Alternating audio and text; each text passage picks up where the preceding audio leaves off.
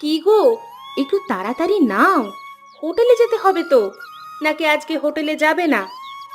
তা বললে হয় নাকি? হোটেলে তো যেতেই হবে, না হলে সংসার চলবে কি করে? এমনিতেই তেমন বেচা কেনা হয় না। হোটেল খুললে যা হয় তাই আর কি। তাহলে একটু তাড়াতাড়ি নাও, আবার গিয়ে রান্না করতে হবে তো। কটা বাজে সে খেয়াল আছে? এই যে হয়েই গেছে। হোটেলে যাওয়ার সময় ছেলেটাকে একটু স্কুলে ছেড়ে দিও।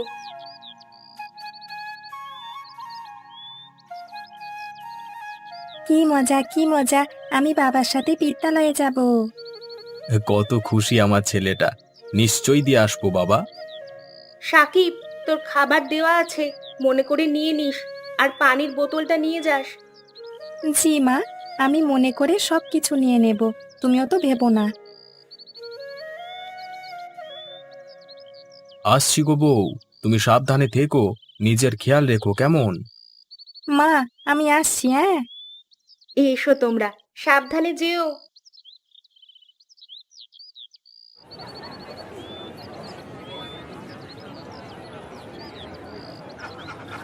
ধ্যাত তেরিকা, কয়েকদিন ধরে একটি হাঁসও বিক্রি হয়নি।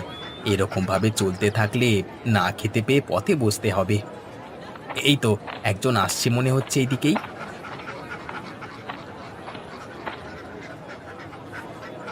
তা ভাই, হাঁস কত করে দিচ্ছ? আপনাকে বেশি বলবো না, একটি হাঁস মাত্র 200 টাকায় দেব। একটি হাঁস 200 টাকা? বেশি হয়ে যাচ্ছে, একটু কম করো। দাদা, হ্যাঁ বেশ বড় বড় সাইজের হাঁস আছে, দেখুন না। 200 টাকা দিতেই হবে দাদা। 150 টাকা দেবো, যদি হয় বলো, না হলে আমি অন্য দোকান থেকে দেখে নিচ্ছি। হ্যাঁ দাদা, আপনি আমাকে 180 টাকা দিন, তাহলেই হবে। কিছু বউনি হয়নি দাদা। আমি 150 টাকার বেশি দিতে পারবো না, বলে দাও, না হলে আমি চললাম।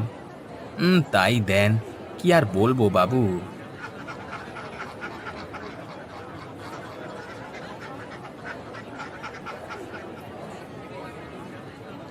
এইভাবে নিজের লোকসান করে ব্যবসা করলে আমার ব্যবসা যে দুদিনে উঠে যাবে।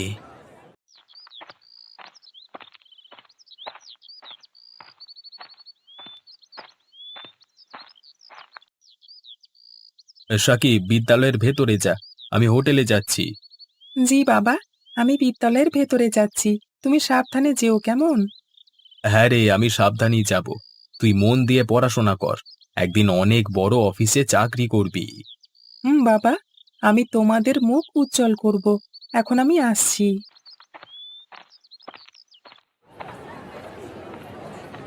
আজকে কি রফিকুলের হোটেল খুলবে না নাকি? এত বেলা তো সে করে না। বাড়িতে কোনো সমস্যা টমস্যা হলো নাকি?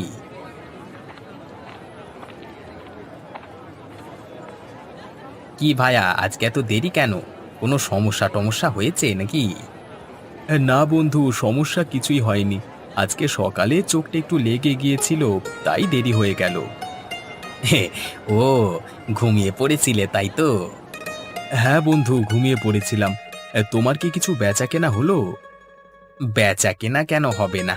বেচা কেনা হলেও লোকসানটা আমারই হলো। ভাই লক্ষণ, আগে কত সুন্দর দোকান চলতো আমাদের, আর এখন দেখো, খরিদ্দার আসে না তেমন। দিনের সাথে সাথে সবকিছুই পুরনো হয়। আগে লোকজনেরা তোমার হোটেলে খাওয়া কত পছন্দ করত, আর এখন দেখো, কেউ আসে না। ঠিকই বলেছিস রে, শুধু আমার ক্ষেত্রে নয়, তোর ক্ষেত্রেও প্রযোজ্য এটা। আগে তোর দোকানে দিনে কতগুলো করে হাঁস বিক্রি হতো, আর এখন দেখ কেমন বসে আছিস, বিক্রি হলেও তোর লোকসান হচ্ছে। হ্যাঁ, কয়েক বছর আগের কথা ভাব, প্রত্যেক দিন তুই আমার কাছ থেকে কতগুলি করে হাঁস নিতিস বলতো, তোর হোটেলে রান্নার জন্য। এখন তো আর হোটেল তেমন ভাবে চলে না, তোর থেকে হাঁস নেব কিভাবে? বাড়িতে হাঁস চাষ করে সেগুলি দোকানে বিক্রি করি, সেটাও আবার নিজের লোকসান করে। এইভাবে আর কতদিন চলবে বল দেখি? এরকম চলতে থাকলে কিছুদিনের মধ্যেই বউ ছেলেকে নিয়ে পথে বসতে হবে।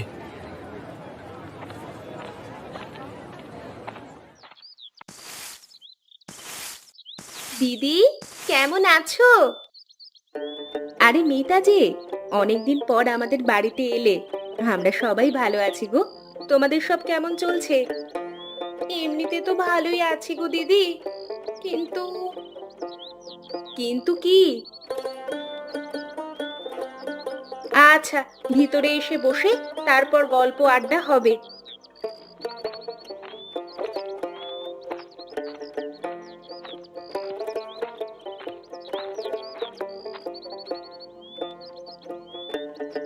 সবকিছু তো ঠিকঠাকই আছে গো দিদি, কিন্তু আমার স্বামীর ব্যবসাটা ভালো চলছে না।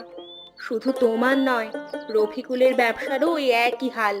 কোনোদিন বিক্রি হচ্ছে, আবার কোনোদিন হচ্ছে না, এইভাবেই চলছে। এই রকম চলতে থাকলে খাবো কি বলো তো? তোমাদের তো তবু কোনো সন্তান নেই, কিন্তু আমাদের তো সাকিব আছে, তারও তো আবদার মেটাতে হয় বলো।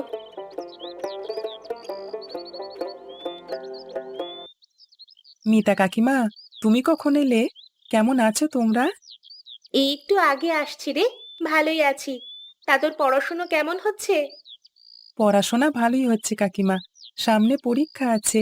মা, আমি চললাম, বন্ধুদের সাথে একটু খেলা করে আসি। সাকিব, দাঁড়া, হাত মুখ ধুয়ে খেয়ে তারপরে যাস। না মা, এখন খাবো না। আমাদের জরুরি ম্যাচ আছে, খেলতে যাচ্ছি। খুব দুরন্ত আমাদের সাকিব, যেমন খেলাধুলায় তেমন পড়াশুনোয়। পড়াশুনোয় তো ভালো জানি, কিন্তু কতদিন যে পড়াতে পারবো সেটা আমরা কেউই জানি না। আমাদের ব্যবসার যা অবস্থা, ওপরওয়ালার ওপর একটু ভরসা রাখো, দেখবে সব আস্তে আস্তে ঠিক হয়ে যাবে। ওই আশাতেই আছি গো। হ্যাঁ ভাই লক্ষণ, আজকেও কোনো বিক্রি হলো না। সব খাবার নষ্ট হবে। এইভাবে রোজের লস খেয়ে যাচ্ছি। আজ আমার একটি হাঁস বিক্রি হয়েছে, তাও আবার অর্ধেক দামে। দারুণ ব্যবসা হচ্ছে। হে ওপরওয়ালা, কি যে হবে আমাদের, রক্ষা করো তুমি।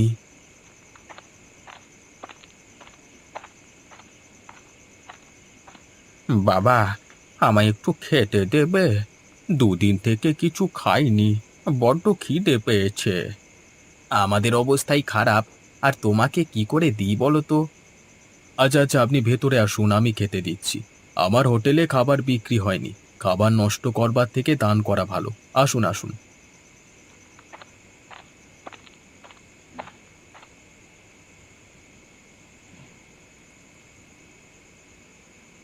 বাবা, তোমাদের আর্থিক অবস্থাও তো ভালো না, তাও তুমি আমাকে বিনামূল্যে খাওয়াবে? যা খাবার বেঁচে আছে, মানে পুরোটাই তো পড়ে আছে, সবই তো ফেলে দিতে হবে। ফেলে দেওয়ার থেকে তোমাকে দেওয়া ভালো, তাহলে কিছু পুণ্যি হবে। বাবা, তোমরা খুব ভালো মনের মানুষ। ওপরওয়ালা তোমাদের মঙ্গল করুক।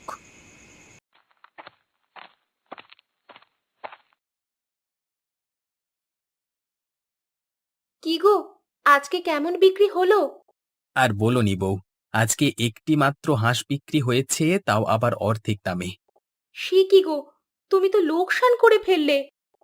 কি আর করব, খাওয়ার জন্য তো টাকা লাগবে। যতদিন এইভাবে চলে আর কি। চিন্তা করো না তুমি, আবার দেখবে সব ঠিক হয়ে যাবে। ওপরওয়ালার ওপর ভরসা রাখো। ওপরওয়ালাও আর কিছু করতে পারবে না গো। ওপরওয়ালার কাছ থেকে ভরসা হারাতে নেই, দেখবে ঠিক একটা উপায় হয়ে যাবে। বিয়ের সময় কত বড় মুখ করে বলে এসেছিলাম তোমার বাবাকে যে তোমাকে কখনো কষ্ট পেতে দেব না, কিন্তু এই কথা আমি রাখতে পারলাম না গো। আমাকে ক্ষমা করে দিও। আরে বাবা, তুমি এত ভেঙে পড়ছো কেন? দেখবে ঠিক একটা না একটা উপায় হয়ে যাবে। অত ভেঙে পড়লে হবে? অত চিন্তা করো না, চটপট খেয়ে ঘুমিয়ে পড়ো। কাল আবার দোকানে যাবে তো? কিন্তু আর কোনো কিন্তু আমি শুনবো না। চটপট খেয়ে নাও, খেয়ে নাও তো দেখি। তোমায় যখন ভালোবেসে বিয়ে করেছি, তখন সুখ দুঃখ যাই আসুক, পাশে আমি থাকবই। তোমার মতো একজন অর্ধাঙ্গিনী পেয়ে আমি সত্যিই খুব ভাগ্যবান গো।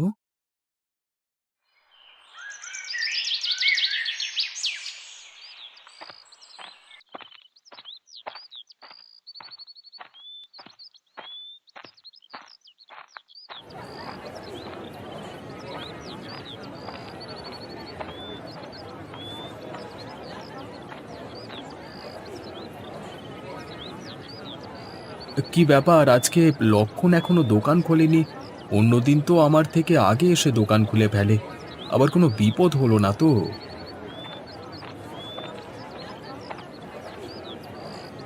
কি ভাই লক্ষণ, আজকে এত চুপচাপ কেন? কি আর করব, 1 বছর কাল তেমন কিছু বিক্রি হয়নি, জমানো টাকাও শেষ হয়ে এসেছে। এবার পথে বসতে হবে আমাদের। শুধু তোর এই অবস্থা নয় রে, আমারও একই অবস্থা। আমি ঠিক করেছি, আজকে যদি সেরকম বিক্রি না হয় তাহলে হোটেল বন্ধ করে দিয়ে অন্য কাজ করব। অন্য কাজ পেলে আমাকে নিয়ে যেও, আমিও করব। হ্যাঁ, এই কাজে আর তেমন পোষাচ্ছে না। আজকের দিনটা দেখা যাক কি হয়, তারপর চিন্তা ভাবনা করব।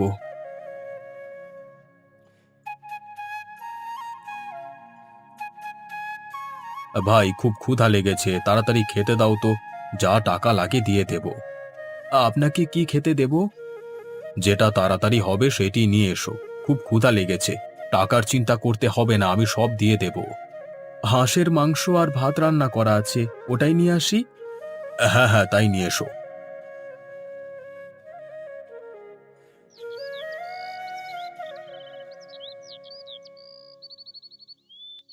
হুম হুম। বাহ, চমৎকার রান্না করেছো তো। এরকম হাঁসের মাংস আমি আগে কখনো খাইনি। ধন্যবাদ বাবু, কিন্তু একটা কথা জিজ্ঞাসা করবার আছে, করব? হ্যাঁ, বলো না। আপনাকে তো এই গ্রামে আগে কখনো দেখিনি, আপনি কি নতুন? আমি একজন ব্যবসায়ী, আমার নাম কৃষ্ণচন্দ্র মজুমদার। তাই এখানে আমার এক ঘনিষ্ঠ মিত্রের বাড়ি, তার কাছে এসেছিলাম আর কি। ও আচ্ছা আচ্ছা। বললে হবে না ভাই, তুমি হাঁসের মাংসটা জবরদস্ত রান্না করেছো। তুমি আমাদের সাথে কাজ করবে। কি কাজ বাবু? আমাদের ব্যবসা হাঁসকে নিয়ে, বিদেশে এই ব্যবসা চালাই। তুমি কাজ করলে আমাদের হাঁসের মাংসটা রান্না করে দিও, এবং তা ভালো করে প্যাকিং করে দিতে হবে। হ্যাঁ বাবু, আমি রাজি আছি। তা তুমি কি বাড়িতে হাঁস চাষ করো নাকি? না বাবু, আমি করি না, কিন্তু আমার উল্টো দিকের দোকান, যে হাঁস বিক্রি করছে সে করে, আমার বন্ধু লক্ষণ। তা তোমার বন্ধুকে একবারটি ডাকো। লক্ষণ, একটু দোকানে আয় তো, বাবু তোর সাথে কি কথা বলবেন। হ্যাঁ বাবু, আমায় ডেকেছেন? জি, শুনলাম তুমি নাকি হাঁসের চাষ করো। হ্যাঁ বাবু, করি তো। আমি একজন ব্যবসায়ী, হাঁসের ব্যবসা করি, তাও আবার বিদেশে। তা তুমি চাইলে আমাকে হাঁস বিক্রি করতে পারো, আমি সেগুলি বিদেশের বাজারে বিক্রি করব। রাজি আছো কিনা বলো? আমার একটা হাঁসের দাম 200 টাকা দিতে হবে। তুমি একটি হাঁস মাত্র 200 টাকায় বিক্রি করবে? আমি তোমাকে 400 টাকা দেব, দেখো রাজি আছো কিনা। একেবারে 400 টাকা? হ্যাঁ হ্যাঁ, নিশ্চয়ই বাবু, আমি আপনার সাথে কাজ করব। পারলে আরো হাঁস চাষ করো, তাহলে আরো বেশি মুনাফা পাবে। বাবু, যদি আমরা দুজন মিলে হাঁস চাষ করি তাহলে নেবেন? আপনাদের রান্না আমি করে দেব। হ্যাঁ, কেন নেব না? আমাদের যত বেশি হাঁস দেবে তোমরা, তত আমাদের লাভ, এবং তোমাদেরও লাভ। বিদেশের বাজারে ভালো দাম পাওয়া যায়। বাবু, তাহলে আমরা গ্রামে থেকেই এই ব্যবসা করতে পারবো আপনাদের সাথে? হ্যাঁ পারবে। তাহলে ওই কথাই থাকলো, আমাদের সাথে তোমরা ব্যবসা করছো, চিন্তা করো না। মাসের শেষে দেশের মতো সব টাকা তুমি পেয়ে যাবে। আর হ্যাঁ, তোমার খাবার কত টাকা হয়েছে? বাবু, আপনাকে আর টাকা দিতে হবে না, আপনি আমাদের এত বড় উপকার করলেন, এতেই আমরা সুখে থাকবো। এইভাবেই রফিকুল ও লক্ষণ দুই বন্ধু মিলেমিশে ব্যবসা শুরু করে। গ্রামে থেকেই তারা হোটেলও চালায় এবং হাঁসের চাষও করে। তাদের জীবনে আর কোনো দুঃখ থাকে না। সবাই খুব হাসি খুশিতে জীবনযাপন করে। সপ্তাহে একদিন গরুর গাড়ি করে তারা খাবার রান্না করে আর হাঁসগুলি পাঠিয়ে দেয়। মাসের শেষে একটা মোটা অঙ্কের টাকা পায় তারা। এইভাবেই রফিকুল ও লক্ষণের ভাগ্যচক্র পরিবর্তিত হয়।